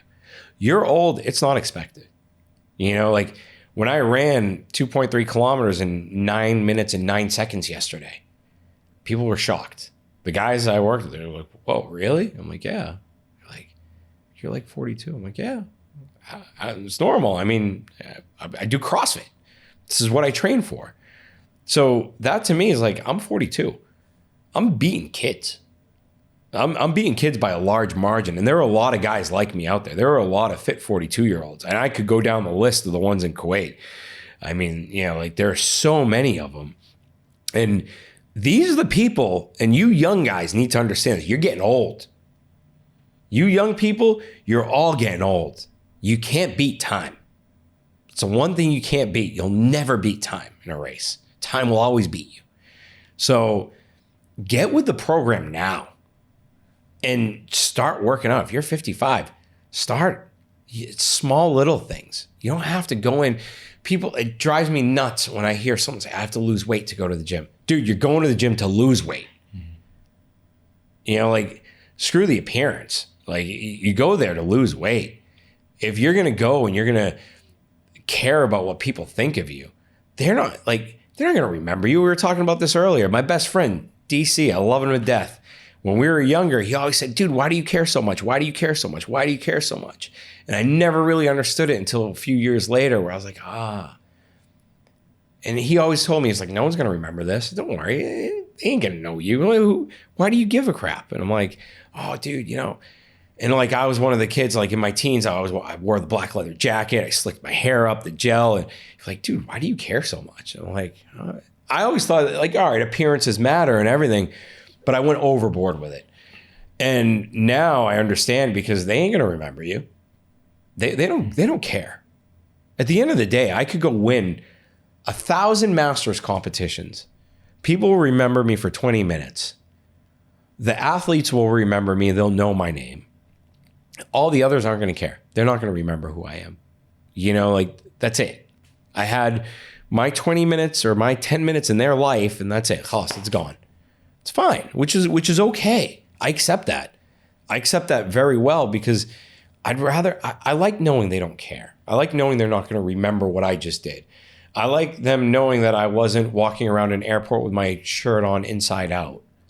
I like knowing that I threw a temper tantrum in the airport the other day because they wouldn't let me on because of my carry-on bag. And I said, all right, I'll bring the weight of my carry-on bag down. I started pulling clothes out. I literally put my jeans on over my shorts, put my shirts on. And I was like, I'm going to bring the weight down. It's not getting checked in. No way, no how. And like literally, but in my head, I was walking away. I'm like, these people are not going to remember me.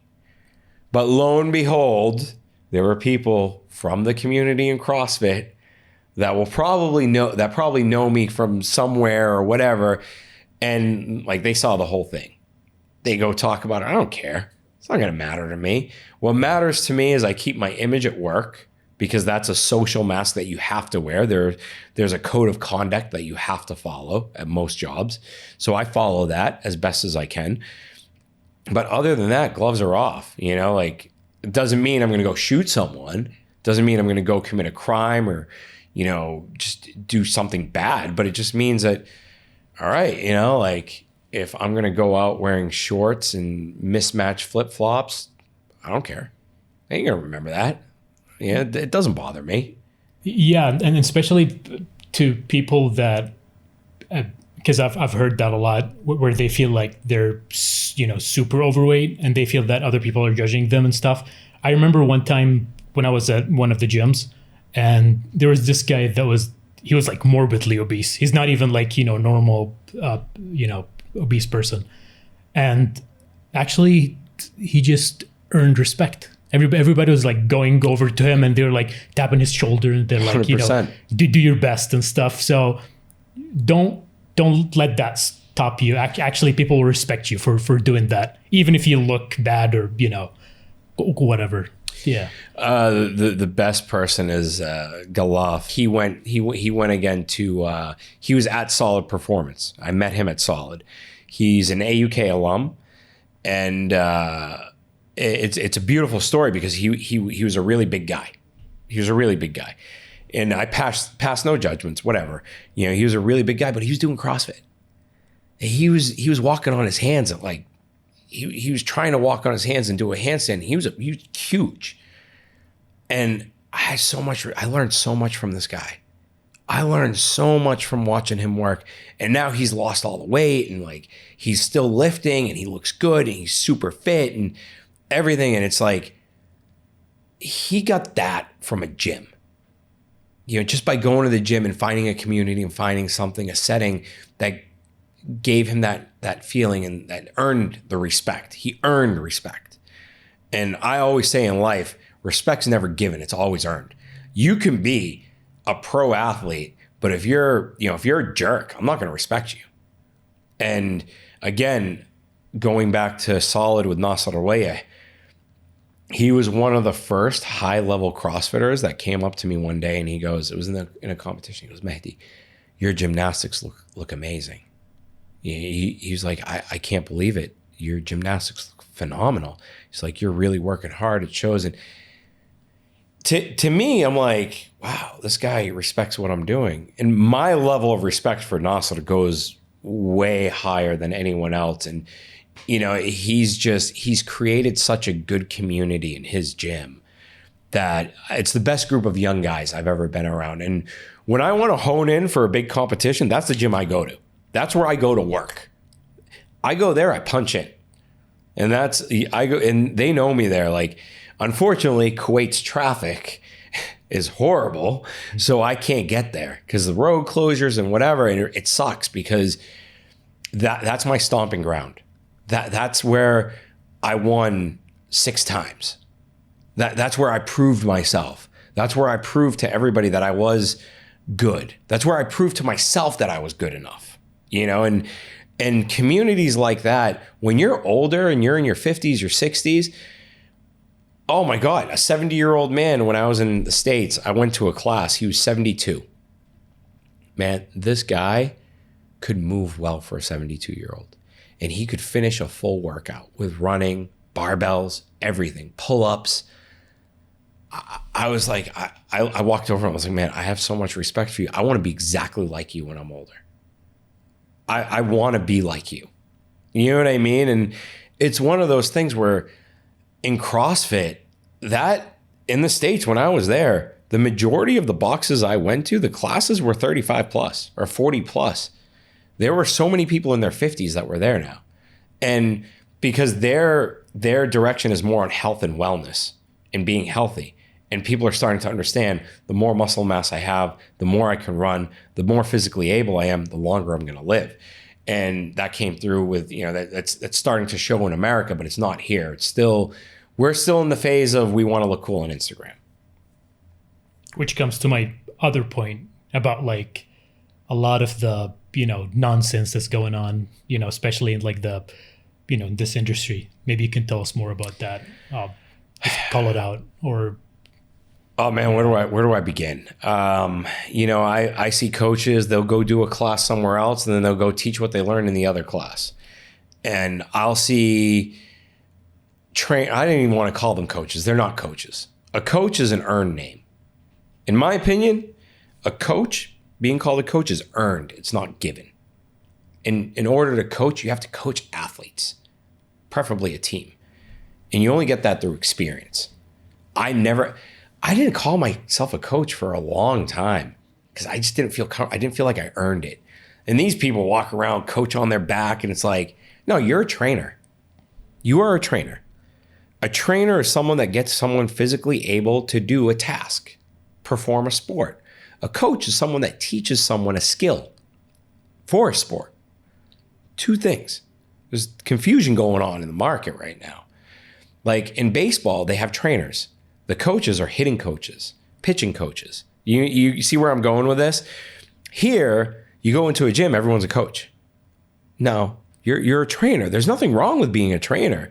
Trainers get paid great money. Trainers are a respectable job. But here, for some reason, they've demonized the word trainer. Like, no, it should say trainer on your shirt. You should take pride in that. And you have people going around, oh, coach this, coach that. And it's like, dude, no, you're not. In my opinion, like I look at them like, you're the furthest thing from a coach. You're the furthest thing from a coach. And you're the furthest thing from a trainer at the same time. You're literally either copy pasting things, sitting on your phone with clients, and just bad form. You're not teaching them a skill. You're not, like there are CrossFit classes that I've been to in Kuwait in different gyms, not calling any gyms out. But you go in and they can't do a basic pull-up or a push-up. But they're trying to do kipping pull-ups or they're trying to do crazy crap they shouldn't do. Walk on their hands. You can't do 6 pull-ups or you're going to try and walk on your hands. You're insane. And your coach is an idiot for letting you do that. Or your trainer is an idiot for letting you do that. You can't master some of the basics in basic skills in strength training. And you're going to go and try and do something that's complex. How does that even figure? And these trainers are letting them do it. And they're saying, yeah, but this is what they want. Okay, but when I was a trainer, I got guys in my class. They probably hated me they started at the bottom. Bare basics, complete bare basics. And the guys, there are still guys that send me messages. They're like, hey, can you check out my form? Can you check this out? Can you check that out? If I had sucked, they wouldn't still message me and send me videos. And I just didn't have time to continue with it. It was one of those things where I had to sacrifice it. And right now, like you see so much cool crap on Instagram. Yeah, it's awesome. But the reality is that's for show. You know, when you see me on Instagram, like I'll show me doing butterfly pull-ups, like a high number of it. I won't show a lot of what goes on because I compete at a pretty high level with guys. So there are guys that want to beat me. Like this is reality. There are guys that do want to beat me. When I go to a competition, they're going to want to beat me. So I don't want to show them like how many calories I can do on an assault bike in 20 seconds. I'll show them at times when I'm dying in a workout. I don't put my workouts on anymore, but I'll put certain things on that I want to show, certain accomplishments. Like I had a really bad shoulder injury. I'm showing my ring muscle ups right now that I'm building back up from scratch. Man, it was hard. I was in tears in January. I thought I'd never be able to do a ring muscle up again in my life.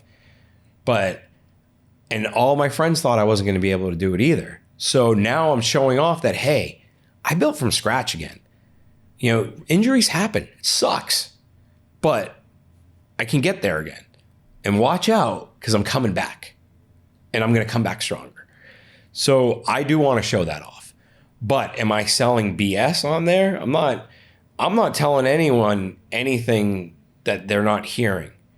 You know, like today I put out a post ripping on coaches, you know, or trainers, coaches, whatever the hell we're going to call them. And it's true. I got a lot of, you know who gave me the most feedback about it being true? It's trainers and coaches. They said, oh, dude, you're right on point. And a lot of these people, some of them, they're doing what I was talking about. And I'm just like, dude, you're missing the ball. You know, but I get it. It's your profession. You're going to sell it. But my question to all trainers and coaches out there that are selling their body, okay, like some of them, they sell their body. You know, you have to have a good body to be a trainer or a coach. What are you going to do when you're 50? You know, like how are you going to evolve as a personal trainer or a coach? Are you going to create a gym? I've known people that have done it really smart. They went into management, then they went from management into operations management, and their career is spiraling up, which is amazing to see. So it's one of those things where like the gram, man, you got to watch out for it. It's sneaky. It's very sneaky. And, you know, there are a lot of pretty things you see on there that aren't true. And people only show the pretty things. They don't show the ugly. You know, like I'll show some of my misses. I was on Make WODs Great Again. It's this huge thing where it's a guy, he makes fun of workouts. And I showed my temper tantrum that I had after missing a snatch. And I kicked the door and threw shit around. Sorry, bad word. Threw stuff around. And literally he posted it. I couldn't believe he posted it, but that was something that was, you know, for most people it would be embarrassing. But for me, it's like, no, that's reality. That's how I work. I was pissed. I was really mad that I missed that. I get mad at myself when I screw up. I hold myself accountable. So, yeah, don't follow the gram. Yeah, what do you say for athletes though? I mean, I'm pretty sure that athletes go through, you know, this phase of like competition and competing with, you know what I mean? And I'm pretty sure that sometimes it gets so bad and so, you know, hard, especially like getting ready for a competition or something like that. Look, one thing I've learned, and I was fortunate enough to learn this from baseball. In baseball, you fail 80%, 70 to 80% of the time. All you do is fail in baseball. It's a repeat. You fail. Strikeout, swinging, strikeout, pop out, line out, errors, whatever it is. But you learn how to fail. And to athletes, don't be afraid. You're going to go to a competition. You're going to get beat. But don't be scared. You have to compete. Those competitions that you lose in, you're going to gain so much in experience. As a young athlete, that experience is you can't replace it. You can't emulate it on the gym floor. You can try. Like when I get ready to compete, I try to emulate a competition as much as I can. I try to do whatever I can to make me feel like I'm on the competition floor. So I will start behind the line. I'll have a 10-second countdown. I'll get it. But I can't get into that game mode that I get into on it. There's this weird, it's almost like a meditative state that I can get into. It's the zone. When you talk about it in sports, The Rise of Superman, great book. I'd read it. It talks about finding that flow state, finding that zone. And there's a zone I can get into now. And I think that's from the experience, from losing. From all the competitions I lost, I've learned how to get into that zone. And now I'm learning how to get into that zone a lot faster, which is awesome. But can I get into that when I'm in training? No, doesn't happen. But can I try to emulate certain factors from training? Like I went to the Arab Championship and they said it's going to be outside. We were in Gharda. They said it's going to be outside. So it's June. It's going to be hot. And everyone was complaining about the heat and the sun. But you know what I'd been doing since April? I've been training outside. I was training in the heat, in the sun, ripping my hands, getting ready for this, doing handstand walks on the hot ground. Because I knew come June, I need to be ready. I need to do what's uncomfortable to get comfortable. And to all the athletes, that's what you got to get uncomfortable. You have to be uncomfortable. And once you're comfortable, you're doing it wrong. Because if it doesn't suck, if the process at certain points doesn't suck, you're doing it wrong. There's hills and valleys in everything in life, and especially sports. You're going to have really good days. You're going to have really bad days. You're going to have days where you can't walk out of bed. At my age, I swear, there are days where I get up and I have to limp to the bathroom at first thing in the morning because my feet hurt so bad from doing double unders. That's not normal, but I compete. I want to do that. It's my competitive side. But I continue. I find a way to push through it because hills and valleys, I know it's going to get better eventually. And it does. Because once you start building up this experience, you build up a certain level of volume, your body gets used to it, everything gets used to it, and you can kind of tolerate it a little bit more. And just don't be afraid. You can't. I hate when someone says I'm not ready. It drives me nuts because it's like, dude, when are you going to be ready? What are you training for? What are you going in the gym for 3 hours for? Getting hurt, scrapes, cuts, bruises, crying. What are you there for if you're not going to go compete because you're not ready or because your coach says, when he says, oh, my coach says I'm not ready. Dude, when you're in basketball, baseball, football, any other sport, it's not your coach that says you have a game, you go play. Your coach benches you or puts you in. In CrossFit and in these recreational gym sports, no, you should be ready. My coach, Dom, this guy has me ready all year. He says, Mahdi, I'm used to it. I have you on a different cycle than everybody else because I know you love to compete. And he said it to me a few years ago, we're just going to keep you ready all year. And you know what he's done? He's kept me ready all year. And I love him for it because I know on a drop of a hat, I can go jump into a marathon. On the drop of a hat, I can jump into a High Rocks event. On the drop of a hat, I can buddy up with someone and team up with them in a CrossFit event. So I'm thankful that I can do that. But it's because I get uncomfortable. It's because I do the stuff that sucks. It's because of the experience that I've gained of not being afraid to be the last person on that leaderboard. It sucks seeing your name last. There's nothing worse than that. But over the years, seeing you go from last to first is a beautiful thing. And it's so rewarding to see that because you worked. You worked from 30 to 1. That's hard. That's the hardest thing a human being can do is work from last to first. Because when you're in last, you quit. That's when 99% of the people give up. 1% continue. And I'm not saying I'm a part of that 1%. I'm not saying that. I'm just saying I've got what I joke around with the guys, I have the stupid gene. I'm going to keep doing it till I get it done. I'm going to keep trying. I'll keep fighting. I will fight tooth and nail.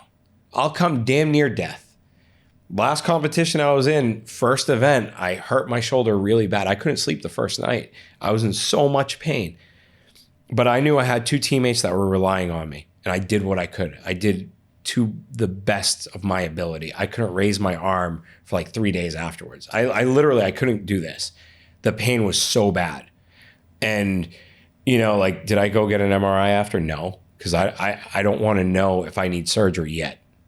I'm going to do the physical rehab. I'll do all of that stuff because something in us old school guys that you can't build in you younger guys. It's not there. It's not there anymore. It's gone. With my generation, maybe a few years after, yeah. But this new generation, it's not there. It just doesn't exist anymore. It's sad to see. Maybe it's technology. Maybe it's social media. I don't know what it is. But society is a lot softer. That's just my general opinion. You get the hard guys. Like Mohamed Enizi, one of the guys that I know from Solid. And I love this kid so much because he just reminds me of me as a younger guy. He works so damn hard at everything. And he puts so much effort into every workout. And it's so inspirational for me to see. I learn from these young guys. And when they started beating me in workouts, they're like, oh, no, you did good. And I look at them, I say, you should beat me. I expect you to beat me. I'm happy when you beat me because you're improving. I'm happy for you. And I learned that from my buddy John. Like, you have to learn these little lessons. You're only going to get them from a sports background. And, everyone's going to hate me for saying that, but it's true. Like, the camaraderie the guys have at the gyms, it's unlike nothing else you'll see, and I mean, going back to a lot of these young kids, I've learned so much from the kids, the young guys, the young men at Solid, that it's just, now it's overwhelming with when I think about it. And just don't be afraid. It's the one thing I can tell every athlete is fear is what's going to kill you. And, a good show to watch right now on Netflix is The Clubhouse. It's about the Boston Red Sox. Yes, I'm biased. It's the Red Sox, my hometown team. I love them. But it's called The Clubhouse. And what I love about this is it goes into mental health. And it talks about the mental health of athletes and how strong they have to be and what they have to do to get to these levels. And, the episode 4 is all about Jaron Durant, who faced a lot of issues going into the major leagues. He got death threats. People told him go die. He was worthless, whatever. And he tried to kill himself. He raised awareness for suicide right now. And because he talked about mental health. And one of his things was, fear and not being afraid and trying to overcome fear and, always thinking that he isn't the best and whatnot to get to be better. And you hear these baseball players and just what they say and how they prep for a game. And, none of them have that fear of failure. It's not there. Durant has that fear of failure, but he's overcoming it, and he overcame it in his respect. But a lot of the other players, they go up to the plate or they get in and they're like, "You're good enough. You're the best. You're the best one here. You're going to hit the ball. You're going to do this." If you go into a batter's box and you're afraid of someone throwing a 90-mile-an-hour fastball, guess what? You're going to do this every time. But if you're in there and you're like, I'm going to hit the hell out of that ball, you're going to hit it every time. So there's that mindset of just don't be afraid. Lose. You will win. You will get to... If you look at my profile in Competition Corner, there are far more losses than there are wins. And there's nothing wrong with losing along the way. Because you know why? You gain respect for yourself. And it's the man in the mirror at the end of the night who's going to be the final judge. Yeah, beautiful, man. I think we're at like the 2-hour mark. Oh yeah, dude. Sorry, man. I told you. I got the gift of gabbing, man. It's beautiful, man. Like, it's one of these episodes where we didn't even feel the time, I feel that was like we just spent like 5 minutes. 100%, dude. I'm sorry, man. I told you beforehand. I talk a lot, brother. No, I'm sorry. It's like we really. I mean, it's really good actually, and I like guys. I would really appreciate it if you just go and give him a follow. I'm gonna mention him in my YouTube video. He speaks from the heart, and that's really important. And that's really what what made me come and talk with him in the first place. Because I love people that just talk from the heart and say it as it is. And he does good content. He also has his own podcasts. I used to. Yeah, it's off. I took it all off. It was the Project Kuwait, and we had like 300 episodes, and then it went into Mahdi Unfiltered, which is my Instagram handle. It's Mahdi Unfiltered, hence like you know. Yeah, Yeah, I'm unfiltered, man. Yeah, very unfiltered. Yeah, okay, and just go hit him a follow and just watch his stuff, and he's a pretty cool guy. And don't forget to subscribe, like, and if you have any suggestions or anything, I can change in this podcast, just let me know. Like lightings, voice, or any type of more editing maybe. Just let me know, and it will be really helpful. And if you want to come to my show, just hit me up and we can work on that as well. Appreciate it. Have a good one.